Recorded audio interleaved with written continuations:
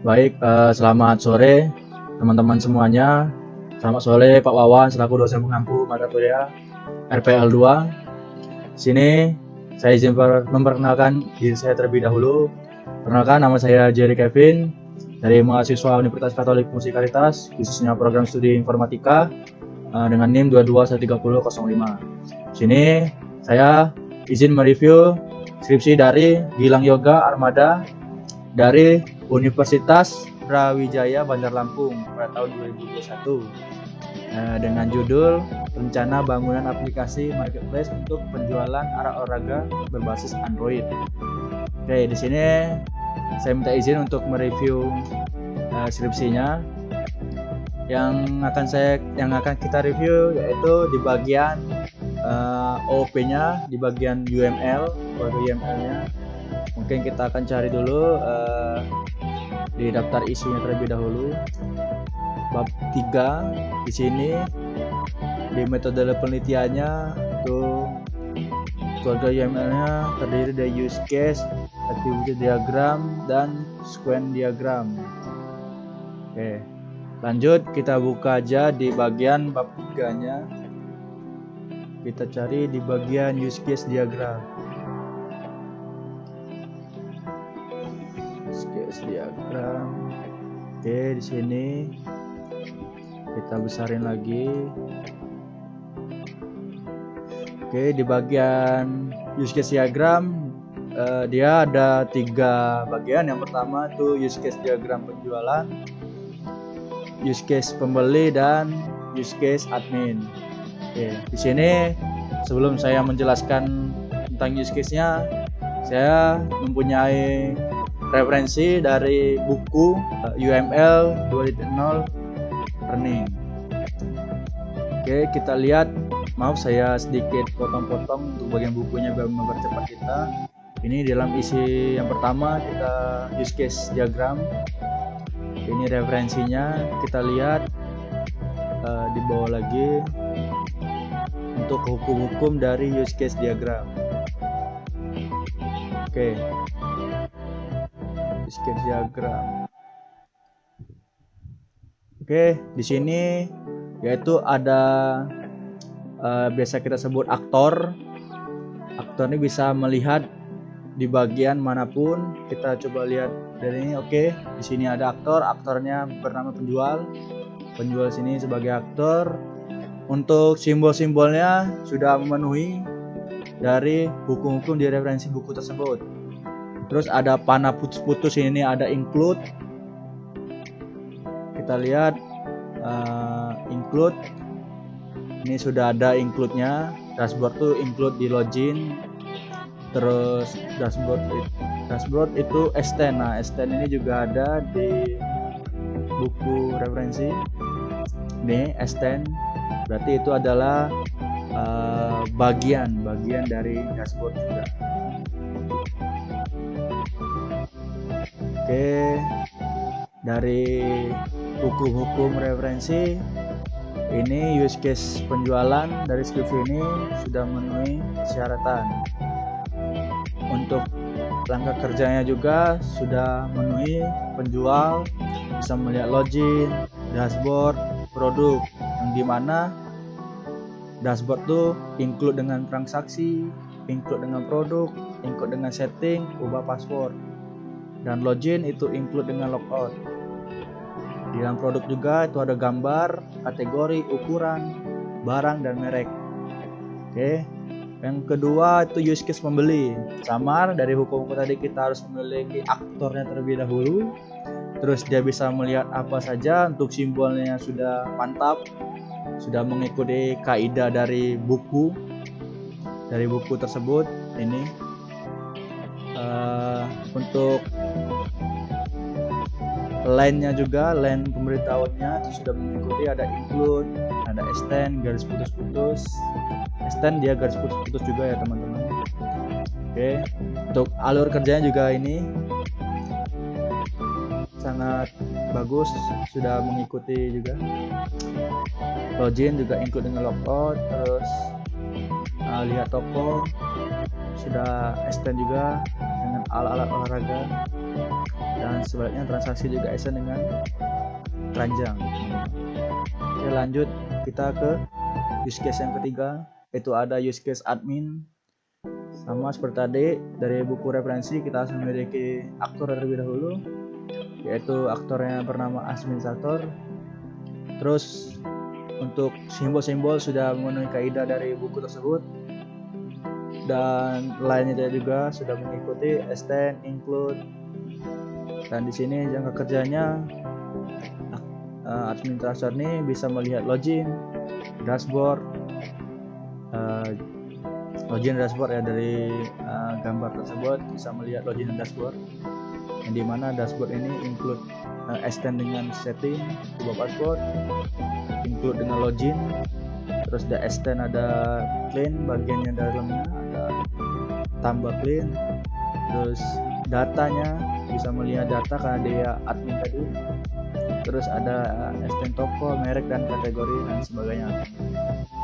Oke, untuk use case soal sudah aman teman-teman semuanya. Oke, lanjut kita sekarang ke bagian yang kedua, teman-teman. Di bagian kedua ini kita beralih kepada yang namanya activity diagram. Ini juga bagian dari keluarga UML, teman-teman. Itu adalah area kerjanya, activity diagram ya, area kerjanya. Dan di sini juga sama, teman-teman. Di activity diagram ini juga, maaf kalau sedikit tidak terlihat, teman-teman. Oke, di sini juga saya ada terkait buku dari activity diagram, sama bukunya dari Learning UML 2.0. Di sini bagian activity diagram. Oke, ini activity diagramnya, yang dimana buku sini mengajarkan bahwa kita ada titik lingkaran hitam ini, itu adalah dimana dia mulai. Kita lihat dari referensi tadi, kesandingan kepada jurnal kita. Di sini benar dia mengikuti kaidah bahwa pertama yang dia mulai, terus yang terakhirnya itu end. Nah, untuk end-nya sendiri itu ada titik bulat tapi dilapisin lagi dengan lingkaran lagi. Jadi dia ada dua lingkaran. Ini menandakan dia end. Untuk simbol-simbol sudah, maaf ini saya hapus saja dulu. Untuk simbol-simbol dia sudah memenuhi kaidah, yaitu prosesnya sama seperti dari referensi. Untuk prosesnya bloknya, untuk lainnya juga sama, sudah memenuhi referensi. Oke, sekarang kita koreksi untuk gimana cara kerja dari activity diagram, aliran datanya untuk di bagian penjualan. Yang pertama dia mulai itu masuk ke web toko, terus dia ke dashboard. Oke, sistemnya menampilkan dashboard, terus masuk ke produk. Sistemnya menampilkan produk, terus dia penjualnya pilih foto produk. Menurut saya di bagian sini seharusnya itu kita tidak bisa langsung pilih produk kalau tidak ada produk dulu muncul. Jadi di sini harusnya ditambahin satu lagi, itu adalah gambar dari produk tersebut untuk ditampilkan di sistem. Jadi kan dashboard produk ini ditambahin aja menjadi tampilan produk atau gambar dari produk, terus si penjual baru bisa pilih foto dari produk tersebut. Nah, di sini juga kita lihat untuk garis hitam ini, yaitu ya ini salah satu percabangan, teman-teman. Jadi bisa include lah, biasa disebut include. Di buku juga ada. Nah, ini teman-teman, dia ada garis seperti ini yang include bisa berisi banyak sekali sistem di dalamnya. Seperti ini ada jumlah, merek, harga, ukuran, dan kategori. Setelah di sini dia milih produk ataukah bentuk jumlah atau merek atau harga, terus dia mengupload, terus misalnya dia pilih produk dan dia mengupload untuk range harga atau biasa disebut filter di sini, terus dia upload sukses. terus dia kembali, terus dia menampilkan dashboard lagi, terus di sini melakukan transaksi, terus di sini menampilkan data transaksinya masuk, terus kembali lagi ke dashboard untuk sistemnya, terus dia pilih setting, terus sistemnya ubah paspor. Nah, di sini di bagian sistem menampilkan ubah paspor tuh harusnya ini bukan menampilkan ubah paspor, namun menyimpan paspor ke dalam database, karena yang mengubah paspor itu bukanlah sistem, namun yang mengubah paspor adalah si aktor atau penjual tadi, teman-teman. Harusnya di sini ditambahin satu, di sini ubah paspor ini dimasukkan ke bagian penjual, dan ditambahin satu lagi proses, yaitu bernama masuk ke dalam database, teman-teman. Baru bisa logout atau sistem selesai. Itu untuk bagian penjual.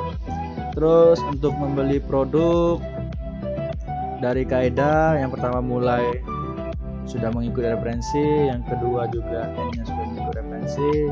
Untuk bloknya juga prosesnya sudah mengikuti dari referensi, dan yang ini salahnya di bagian percabangan sistem, teman-teman. Dari buku tersebut menyatakan bahwa ketika ada percabangan dari sebuah sistem, itu harus memiliki yang namanya pemberitahuan, teman-teman. Seperti di sini bahwa kita lihat inference problem, else tidak, else itu artinya salah. Kalau salah dia kemana, kalau dia benar dia kemana, gitu, teman-teman. Oke. Nah, di bagian sini dia tidak ada menjelaskan bagian percabangan tersebut, teman-teman. Ketika dia iya kemana, dan ketika tidak dia kembali kemana. Oke. Di sini salahnya di bagian ini tidak mengikuti hukum-hukumnya. Untuk cara kerjanya, untuk produk yaitu masuk aplikasi, terus menampilkan menu utama, terus pilih produk, terus tampilkan produk. Nah, di sini percabangannya sedikit tidak jelas karena tadi tidak mengikuti kaidah. Terus dia check out, terus dia masuk pembayaran dan pilih pembayaran. Ini sudah, cuman karena dia kurang tadi, tidak dijelaskan untuk bagian percabangan tadi, tidak mengikuti referensi, maka sedikit tergantung. Oke, lanjut di bagian login. Untuk login sendiri ini mengikuti kaidah semua dari awal mulai sampai akhir, terus prosesnya juga, terus lainnya juga mengikuti panah-panah lain ini, teman-teman. Terus kita ini analisis dulu di bagian loginnya ini. Masuk ke aplikasi, menu utama, terus klik akun, oke. Terus masuk sistem menampilkan form login, terus user tadi mengisi email dan password, terus sistem kembali ke menu utama, teman-teman. Oke, di sini untuk sejauh ini masih aman di bagian login. Untuk atribusi diagram atau sync up, teman-teman. Sekarang kita lihat untuk di sini sama seperti login tadi, sudah mengikuti dari referensi buku tersebut, teman-teman. Di sini kita lihat ada masuk aplikasi, menampilkan menu utama, klik akun, terus form registrasi, masukkan email dan password, terus menu utama, teman-teman. Harusnya di sini ditambahin untuk registrasi ini. Ketika kita mengisi email dan password, maka di sini harusnya menampilkan satu lagi proses di mana input password dan email telah masuk ke dalam database. Terus di sini baru menampilkan menu utama dan selesai. Terus sedikit tambahannya.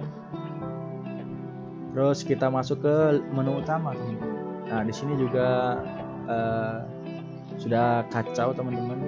Cuman beberapa yang mengikuti referensi, yaitu ada start, end, dan prosesnya. Terus panel lain itu sudah mengikuti referensi, namun seperti tadi yang kita tahu, teman-teman, bahwa percabangan itu harus memiliki opsi, teman-teman, yaitu antara benar ataupun salah. Dari sini kita bisa melihat masuk aplikasi, menampilkan menu utama, terus sini fitur aplikasinya, terus DIY order. Nah, di sini percabangan tidak bisa menjelaskan terkait percabangan tersebut, dan di sini juga untuk line yang di bagian tampilan menu DIY order tuh seharusnya kalau dia percabangan lainnya menuju ke sini teman-teman, bukan malah kembali ke percabangan. Ini salah satu yang tidak mengikuti referensi, pembuatannya jadi sedikit kacau. Lanjut ke activity history order teman-teman. Oke, di bagian order sudah mengikuti semua referensi sama seperti login tadi teman-teman. Ini masuk aplikasi, menu utama, DIY order, tampilkan DIY order, dan lihat produk. Oke, ini sudah benar teman-teman. Oke, untuk ini yang terakhir itu activity diagram admin teman-teman. Untuk admin sendiri sama seperti tadi. Nah, di sini teman-teman sama salahnya di bagian percabangannya teman-teman, tidak mengikuti dari kaidah buku. Di sini teman-teman tidak ada opsinya. Nah, di sini masuk ke web admin, ke dashboard, terus ke dashboard ke data dari simpan admin tadi teman-teman. Di sini ada tadi bisa pengelompokan CSN atau banyak isinya. Di sini ada provinsi, kabupaten, kecamatan, terus di sini percabangan. Nah, di sini menurut saya percabangan di sini tidak sedikit berguna teman-teman, karena tidak memiliki opsi apa-apa. Ketika di sini harusnya percabangannya itu dihapus saja. Jadi ketika dia master data ini sudah menampilkan provinsi, kabupaten, dan kecamatan, langsung aja ke kategori yang ingin dipilih. Ketika sini baru sistem menampilkan tambahkan kategori baru. Sini tidak perlu percabangan lagi, langsung aja masuk ke sini lagi, terus dia milih merek, lanjut ke clean, toko, dan setting sebagainya teman-teman. Ini sama ketika ubah paspor di sini juga, terus logout. Nah, di ubah paspornya harusnya dia ada percabangan di sini. Ketika ubah paspor, ketika tidak kembali lagi ke setting, ketika iya maka ubah paspor dan masuk ke dalam database, baru bisa logout gitu. Nah, ini ubah paspornya tidak di bagian sistem teman-teman. Maka ubah paspornya itu harusnya di bagian si admin tadi teman-teman, admin yang ubah paspornya. Terus ketika dia tidak memubah, dia kembali ke setting, ketika iya dia ubah paspor dan masuk ke dalam database. Terus di bagian yang terakhir itu ada sequence diagram. Di sini saya memiliki referensi sequence diagram. Oke teman-teman, nah ini di bagian sequence diagramnya. Oke, di sini. Oke, kita dari sini aja mulainya teman-teman. Oke, di bagian sequence diagram, saya isi cukup besar untuk gambarnya.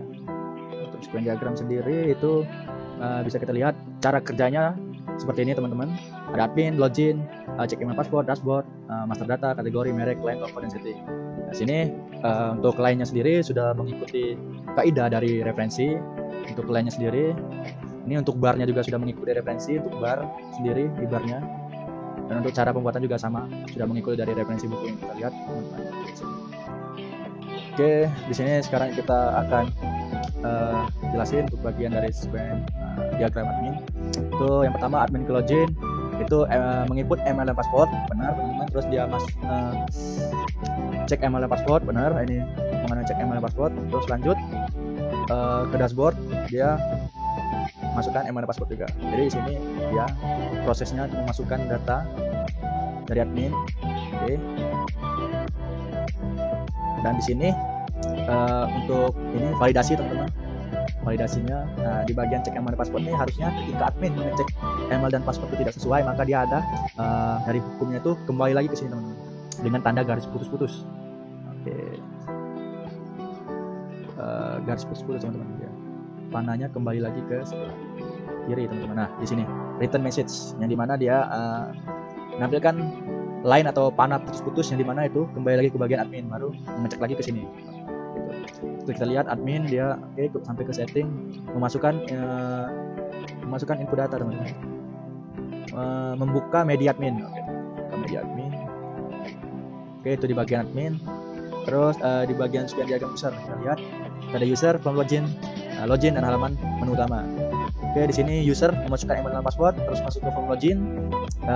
Dia validasi email dan password terlebih dahulu teman-teman. Dia langsung ke login. Ketika sudah masuk ke login, ketika sudah login dia masuk ke menu utama.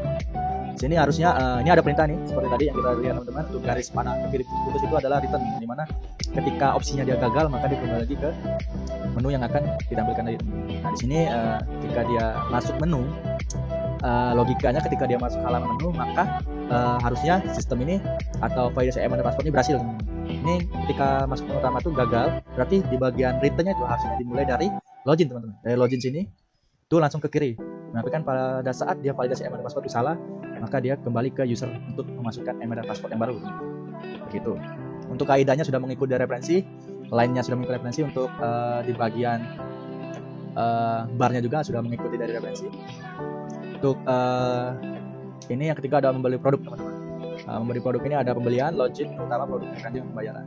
Oke, ini untuk membeli produk, untuk semua kaidahnya sudah mengikuti dari referensi yang telah kita cari tadi teman-teman. Sudah mengikuti referensi. Oke, di sini sudah mengikuti referensi. Adapter sini untuk barnya di atas. Oke, di sini kita analisis untuk pembelian, masukkan email dan password, terus dia ke login. Oke. Nah, oke, ini masuk benar. Ketika dia gagal login, dia kembali ke menu pembelian, terus dia masuk lagi input password dan input email dan password, terus dia ketika sudah masuk ke menu utama. Menu utama, terus dia bisa pilih produk di menu utama. Terus dia masuk keranjang. Ketika sudah memilih produk, dia masuk ke keranjang. Terus di bagian keranjang kita memilih metode pembayaran teman-teman. Memilih metode pembayaran. Oke, dan ketika memilih metode pembayaran, terus selesai teman-teman. Karena kita sudah melakukan pembayaran. Di bagian produk dan keranjang, ketika ketika tidak jadi melakukan pembelian pada saat sudah masuk keranjang, kita bisa kembali lagi ke produk untuk memilih suatu produk tersebut. Nah, ini untuk sequence dari produk pembelian itu sudah masuk teman-teman, sudah mantap, sudah mengikuti referensi juga, dan untuk alur kerjanya sudah sangat bagus teman-teman. Ini untuk upload produk teman-teman.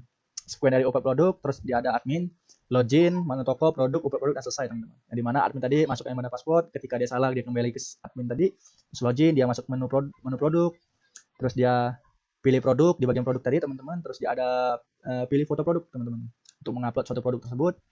Ketika sudah produk sudah diupload dan selesai teman-teman, ya selesai.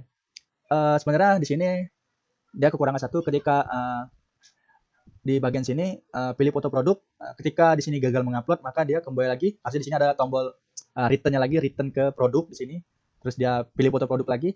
Ketika sudah berhasil maka dia masuk ke selesai teman-teman. Terima kasih.